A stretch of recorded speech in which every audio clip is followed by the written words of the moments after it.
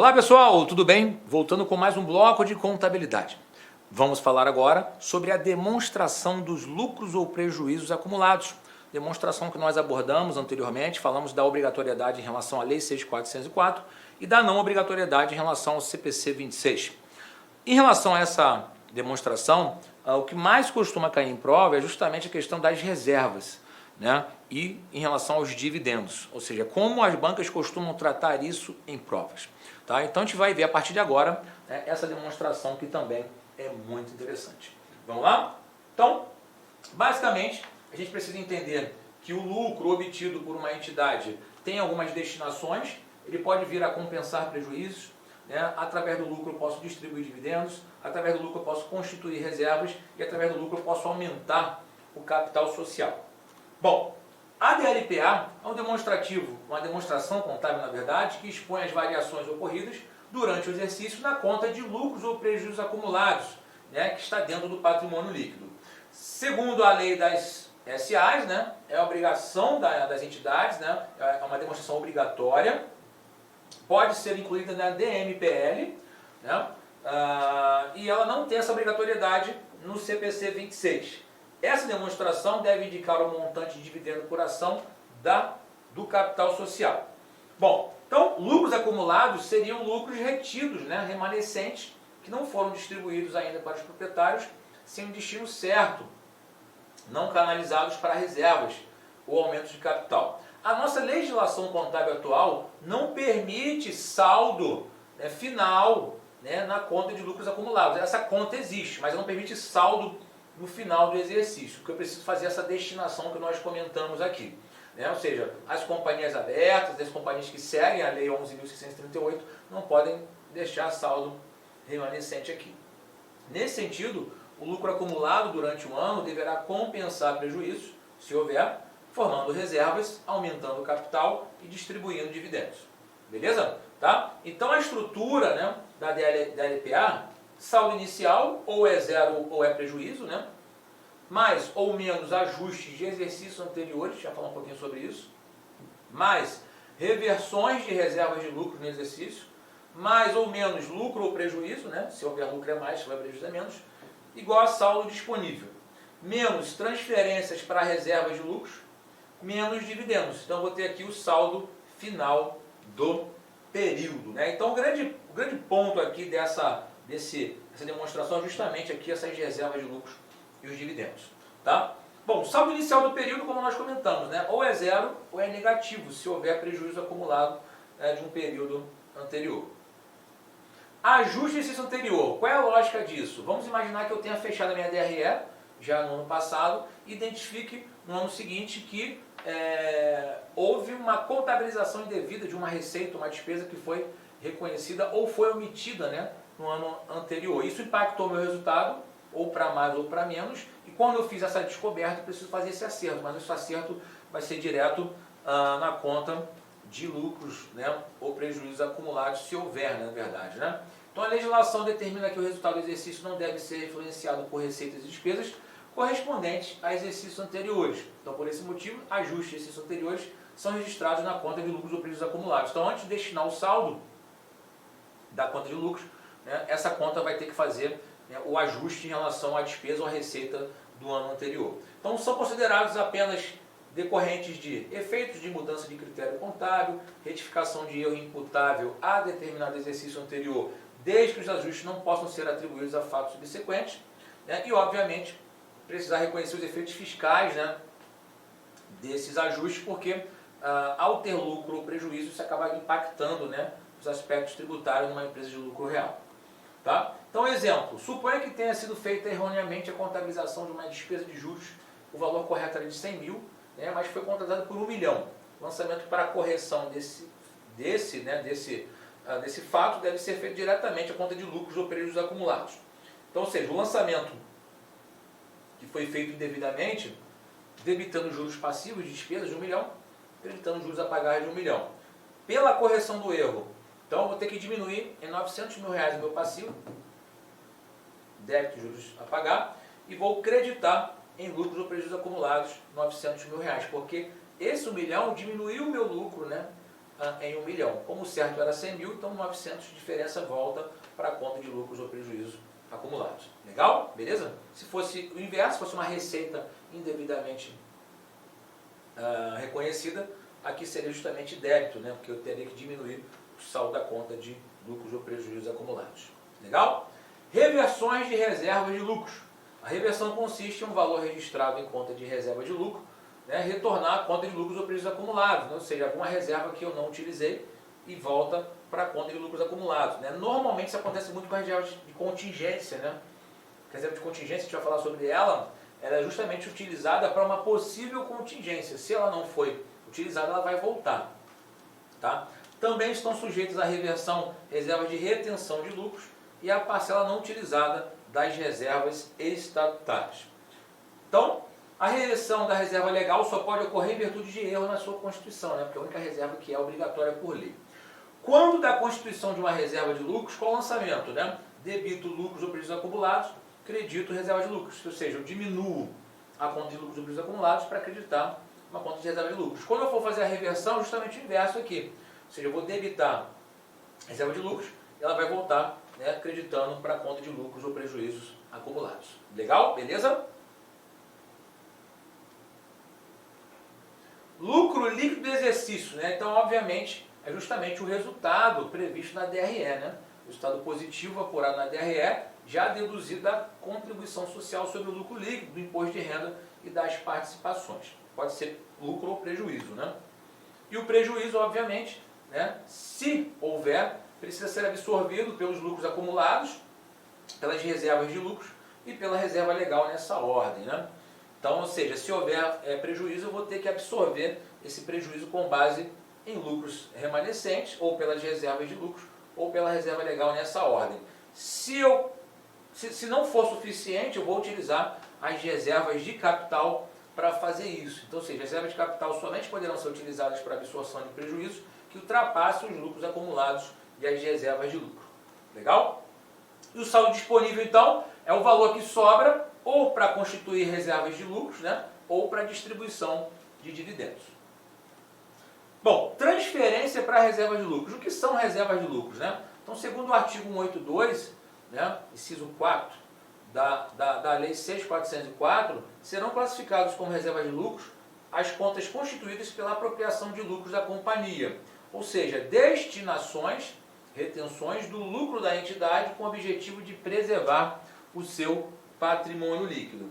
Então, que tipos de reservas de lucro nós temos aí? Reserva legal, é a única obrigatória, estatutária, prevista em estatuto, reserva para contingência para justamente tentar utilizar, né, numa contingência futura, se houver, reserva de incentivo fiscal, de retenção de lucros a realizar, reserva especial para dividendos obrigatórios não distribuídos, reserva de prêmio na emissão de debêntures. Tá? Reserva legal, né, a única obrigatória aqui, tem por finalidade assegurar a integridade social e somente pode ser utilizada para compensar prejuízo ou aumentar o capital. Então, antes de qualquer destinação, obviamente que tem a exceção à compensação de prejuízos acumulados, 5% do lucro líquido devem ser aplicados na constituição da reserva legal. Se eu precisar absorver prejuízo, eu absorvo primeiro o que sobrar, 5%. Só que esse valor da reserva legal não pode ultrapassar 20% do capital social realizado, né? Ou seja, se ultrapassar, eu preciso atingir o ponto de voltar aos 20%. Alcançados os 20%, não mais poderá ser constituída, né? Havendo a partir daí a obrigação de não fazer. Então, não posso ultrapassar os 20% do capital social realizado. Tá? Registro contábil da constituição da reserva legal. Debito a conta de lucros acumulados, diminuo, né, o saldo, e credito na conta de reserva legal. As bancas consideram para cálculo da reserva legal o capital realizado, integralizado. Né? Então, considerando que eu tenho uma subscrição de 100 mil e só integralizei, e falta integralizar 20, para fins de prova, né, o capital integralizado é 80, né, então os 5% seria sobre o integralizado. Então, o exemplo aqui, ó, capital social, 3 mil, a realizar, né, 1.000, então o realizado é de 2. Então aqui, ó, o capital integralizado de 2. Atualmente a minha reserva legal é de 360. Ou seja, não pode ser mais do que 20% do capital social. 20% sobre 2.000 vai dar 400. Ou seja, ainda tem margem para fazer a reserva legal. Considerando que houve um lucro de R$1.000, e se eu aplicasse 5% sobre esses R$1.000, eu teria que constituir uma reserva de 50. Né? Se eu pego 50 e somo com 360, dá 410. 410 é mais do que 20%.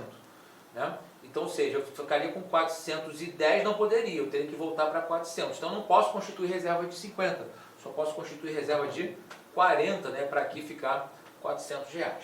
Legal? Limite facultativo, né? Ou seja, eu tenho o limite obrigatório, que é até 20% do capital social realizado, e o limite facultativo, ou seja, eu posso deixar de constituir reserva legal quando o somatório dessa reserva com a reserva de capital ultrapasse 30% do capital social realizado. Eu posso deixar de constituir. Eu posso fazer? Posso, mas se eu quiser fazer, eu vou ter que seguir com a obrigatoriedade dos 20% do capital social. Então, por exemplo, considere as seguintes informações de uma empresa. Capital realizado de 1.000, reserva legal de 150, reserva de capital de 190. Se eu somar 150 com 190, 340. 340 é 34% de 1.000. Então, eu fico desobrigado a constituir reserva legal. Tá? Esse é o ponto. Mas se eu quiser fazer, eu preciso analisar se a reserva legal vai ser mais de 20% do que o capital social realizado.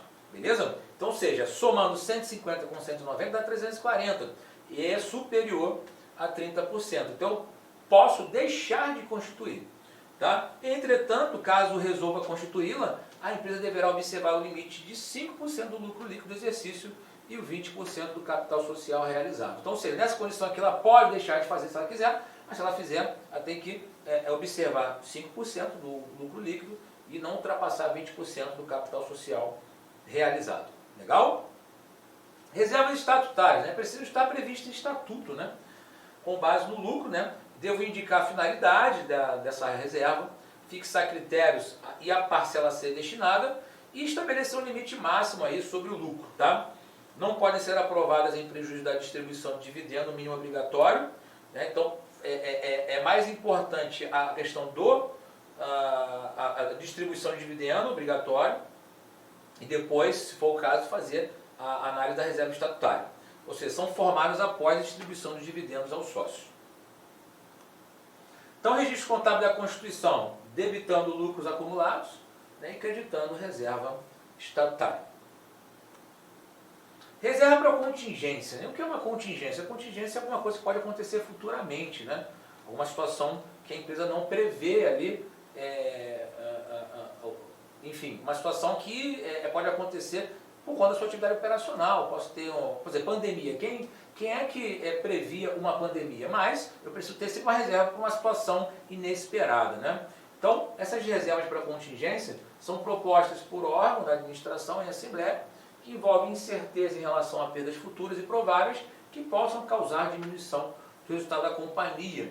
Então, a companhia pode reter parte dos lucros em períodos de normalidades para distribuir em data posterior, quando os resultados venham a ser afetados pela ocorrência dos eventos que geraram a constituição da reserva. Por exemplo, obsolescência de estoques, geadas, secas e enchentes, possível perda de mercado, paralisação das atividades da companhia. Então, ou seja, a minha atividade está sujeita a diversas situações aqui. Então, ou seja, como é que eu posso me proteger, né, em relação a isso? Fazendo uma reserva de contingência. Então, eu preciso analisar quanto eu vou constituir para justamente compor, né, ou compensar essas possíveis perdas futuras. Bom, importante, se não houver a contingência ou se não for utilizada, né, serão revertidas, tá? E serão deduzidas do lucro líquido no cálculo do dividendo mínimo obrigatório. A gente vai falar sobre isso daqui a pouquinho. Não devem ser confundidas com as provisões para contingências, né, que são passivos, né, exigíveis. Né? Isso aqui é uma reserva para possíveis contingências. Não estou falando do passivo, né, que pode ser uma contingência futura. Legal? Então, registro contábil da Constituição, debitando lucro acumulado, creditando reserva para contingência. Se houver a reversão, debitando reserva para contingência e creditando lucros acumulados.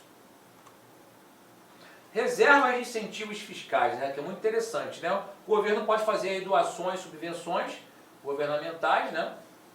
E essas subvenções e doações inicialmente, né, vão ser passivos, mas depois vão fazer parte da DRE, da empresa, do resultado, tá? Mas esse resultado